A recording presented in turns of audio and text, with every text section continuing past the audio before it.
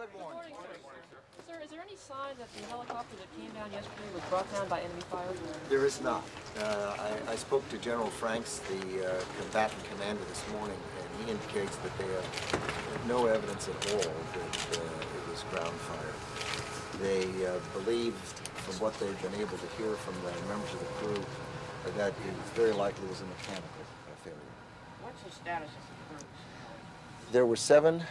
The first reports are generally not right, but we just have to be honest about that. It's true of most things that information adds on over time, but insofar as we're aware at the present time, the helicopter crashed.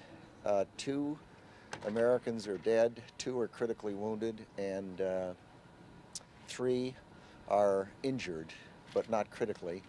And all of them have been recovered and taken to a hospital facility. Do we know, sir, when the military commissions in Guantanamo are going to start up? We don't know if there will be any military commissions in Guantanamo. What we do know is that the President has decided that he wants to have that option, and he has not as yet suggested any individual be tried by a military commission. He very likely will, but he has not yet. Mr. Secretary, where and when will the U.S. public may not care all that much, but it seems as though the European nations have expressed a lot of alarm. Well, obviously anyone would be concerned if people were suggesting that treatment were not proper. The fact remains that treatment is proper, and there's no doubt in my mind that it is humane and appropriate and consistent with the Geneva Convention for the most part. I don't know quite where those reports are coming from, or we know they're not coming from people who are knowledgeable. That's clear because the treatment has been certainly appropriate. These people are giving excellent medical care. They are receiving culturally appropriate meals 3 times a day. They're being allowed to practice their religion, which is not something that they encouraged on the part of others. They are clothed cleanly, and they're dry and safe.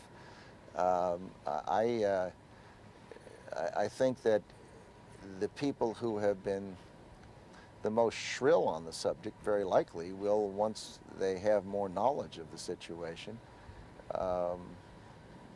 stop being quite so shrill. The thing to keep in mind for all of us is...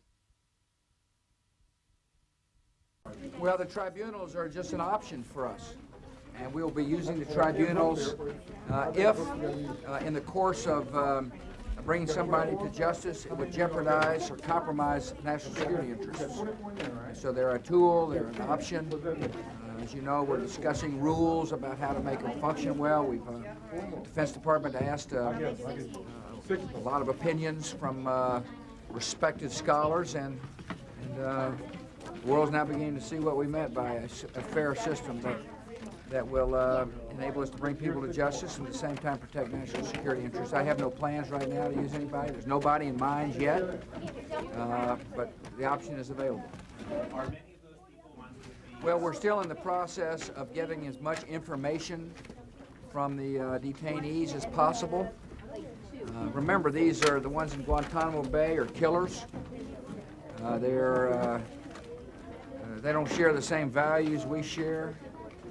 They would like nothing more than to come after America or our friends and allies, and so therefore it's in our national interest to make sure we know enough about them before we decide what to do with them. And so there's a process, ongoing process, to get as much information as we can from the prisoners or detainees. Some talk, some don't talk, and